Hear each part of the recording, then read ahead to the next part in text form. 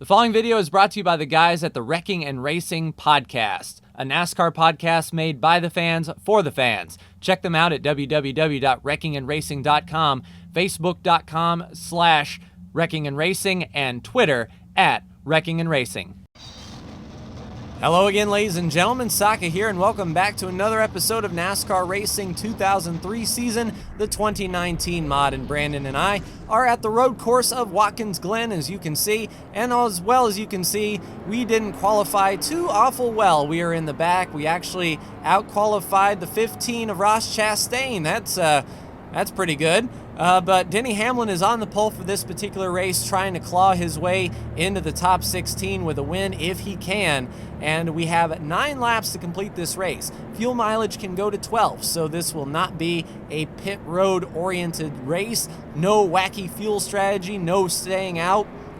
It's just take care of your tires, because on 3X tire wear, if you lock up your brakes or go sliding off, it could be detrimental to your health here in the race. But green flag is out. Ryan Blaney actually shifts lanes in front of Brandon. He's not going to take that too kindly.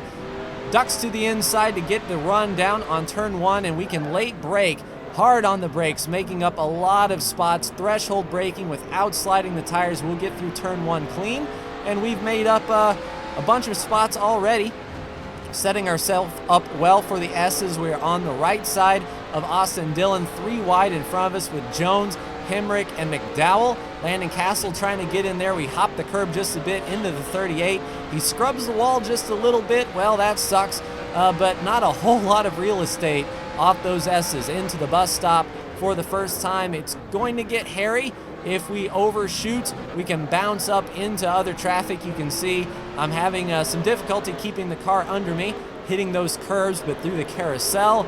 Sweeping right-hander, trying to get the power down as early as we can and get the shot down the second longest straightaway here. And it will be a left-hander into a 90-degree. And unlike now where there is an asphalt runoff area, here it's all gravel. And if you get out there, that's a death sentence, a very bad time for you. Down to the inside of Austin Dillon, 3 wide. Let's see if we can get the bite. Austin comes down on us just a little bit, but we keep all 4 tires pointing in the correct direction and get that run down the hill. Brandon's already making up some spots there. You can see some skid marks. Don't know if that was from Brandon or myself. Brandon looked like he got into Chris Buescher. He went into the gravel, but yellows are pretty lenient around here. It tries to simulate local yellows, I think, where it has to be pretty big in order to bring out a caution, because when it does, it has to be a full course yellow. Good run off the S's here to the inside of Suarez and Logano. We're going to get a little bit of a pull off Landon Castle. We see Brandon right there in front of us, sort of clipping the curb a bit. We clip the curb. Logano's to our left side. Sweeping through, we should be set up for the right-hand carousel. And laps are going to tick by very quickly here at the road course, but we've made up decent spots. I don't know if we have anything for the lead, but we're definitely faster than these guys in race trim, maybe not qualifying trim. We'll see if we can get to the inside of Eric Jones and Daniel Hemrick. Oh, Brandon into the 43, sort of driving his way through. The green flag stays out. Brandon downshifts, grabs a gear, and gets back up to speed. So that's a few cars that Brandon's gotten into for this particular race, but we stay clean and green as we follow him through. If anything, that's going to help us gain positions as he drives in under the 00 of Landon Castle. He sort of drifts wide. Brandon buzzes the tires a little bit, trying to get out of turn 1. And uncharacteristically, we'd wash out trying to pass Brandon, but he gives us the spot, gets back in line. Hemrick gets to his outside, and we can get the whole shot down toward the bus stop. And Landon Castle's really the only one now in front of us. Everyone else is, a little bit in front, so we can back up our corners a bit, make sure we hit these corners with precision, keep all 4 wheels on the racetrack, and yellow flag is out. So we'll be racing back to the line here, and we will not pit, and I don't think the AI will either. So we'll come back around. We probably won't get back to Landon Castle here, but we should settle in nicely. So a few laps will tick off, save our tires, save our fuel, even though we really don't need to, and we'll be able to, you know, press the attack when we go back green. Pit roads is closed, no worries. We'll take the yellow behind Landing Castle, and we will line up for the green, so I will be right back.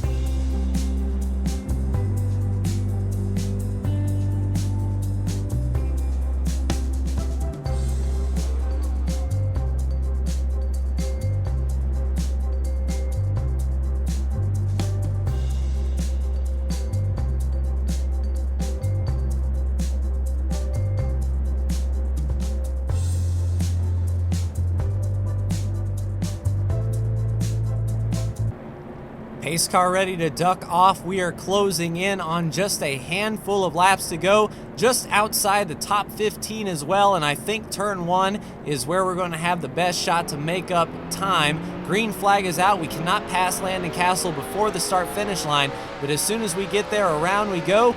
We'll get 2, maybe 3, maybe even more. Eric Almirola drops to the inside of Alex Bowman. We'll see if we can put them 3 wide, and we can see the lead now. Kyle Busch is leading Brad Keselowski. Brad has a win this year. Kyle does not. He is racing for his postseason life right now. Up through the S's right behind Larson. And I think we might have something for these guys. I don't think a win is in the works, but maybe a top 5, definitely a top 10. We can get to the inside of Chase Elliott here.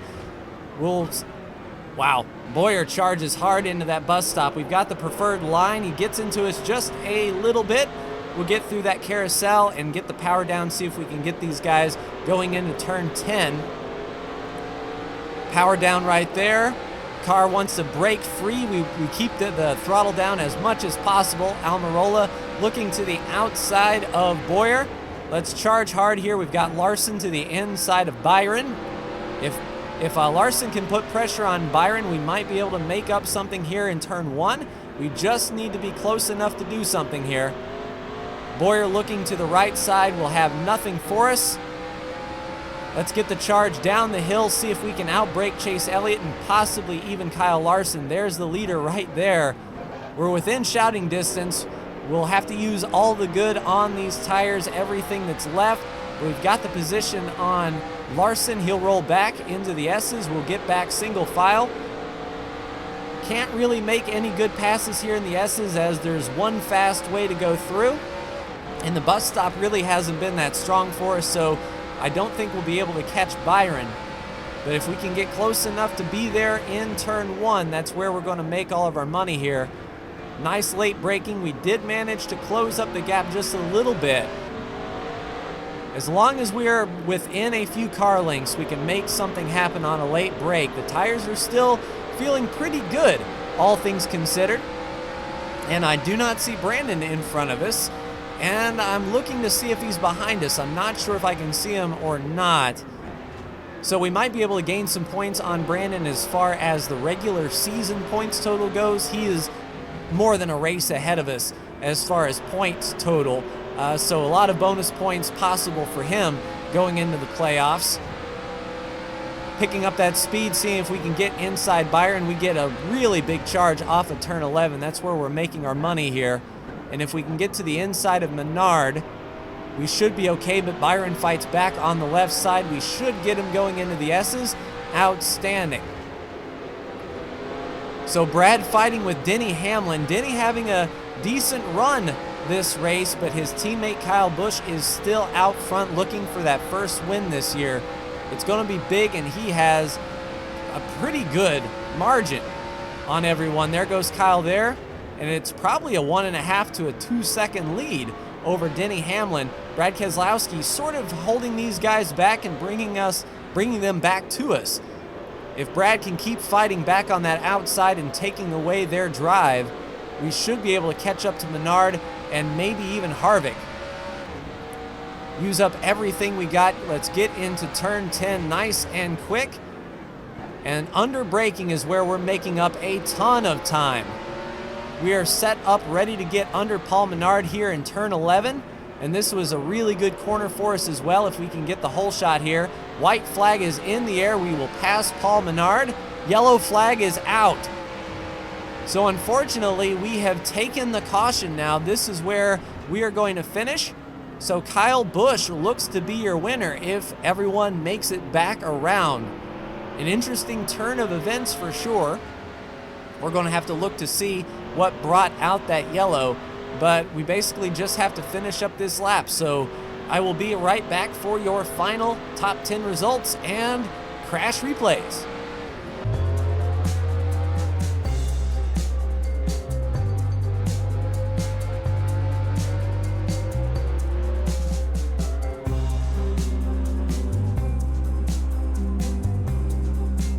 All right, let's not pull a Mark Martin in pit with 1 lap to go. We will take the checkered flag right here behind Kevin Harvick, and let's see what your top 10 looks like.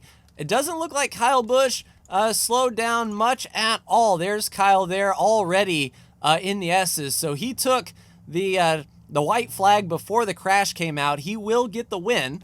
Behind him is the pace car, then Denny Hamlin in second, Ricky Stenhouse in third, Jimmy Johnson fourth, 5th, Brad Keselowski, 6th, Kevin Harvick. We come in 7th, so a nice solid top 10 for us. 8th, Paul Menard. 9th, William Byron. And rounding out your top 10 is Kyle Larson. Where did Brandon end up coming in? Oh, gives Newman a little shot, and it looks like Brandon will get a top 20 out of it. Let's go back to the initial start here and watch. I think the start was pretty good. I don't remember us getting into anyone really. Nice big charge down there to the inside. We were making up a lot of time. Brad Keselowski was leading that race. And I did see Brandon, touch a few guys in front of us. We'll see how big that was and where exactly that was. So Brandon to the inside, and there goes Buescher. Let's see how bad Chris Buescher felt after that little punt.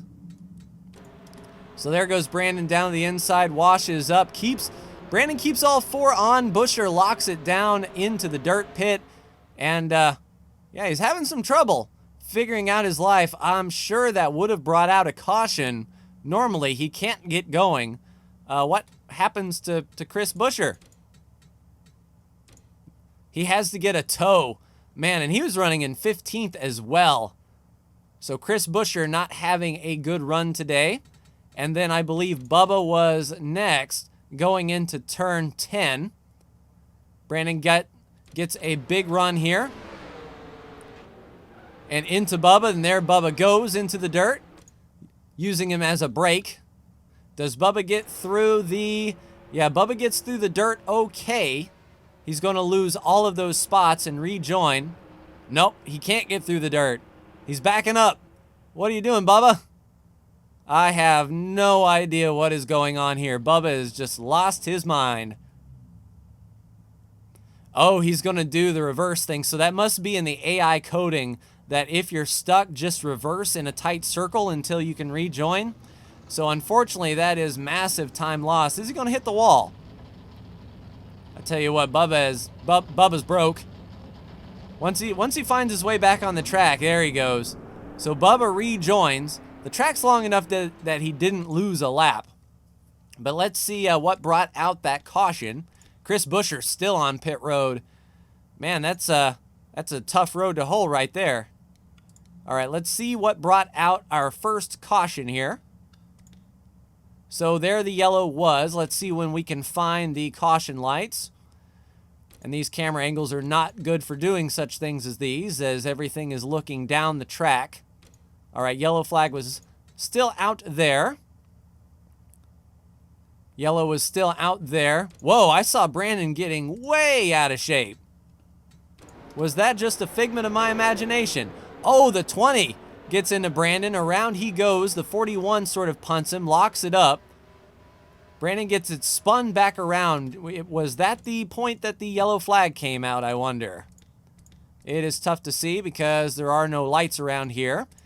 And we can't see much of anything, and really neither can Brandon. All right, the yellow... Whoa, what in the world is happening here with Jeffrey Earnhardt?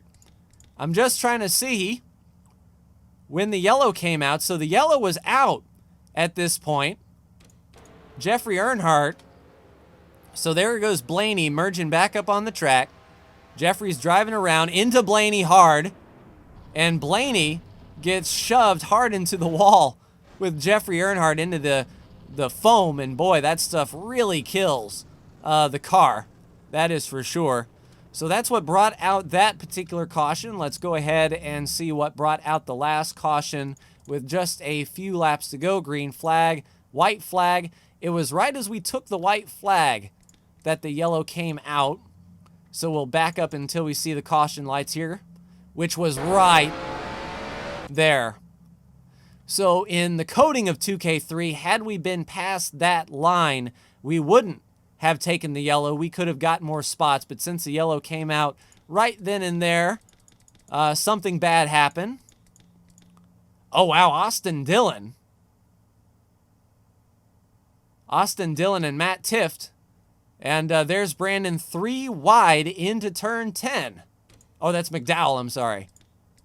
All right, so what happened here? Well, we know 3 wide into turn 10 is not a good thing. Brandon on the bottom, just a skosh, and then that pivots the 3. He doesn't even get on the brake and hard into the inside wall, and we finished under yellow.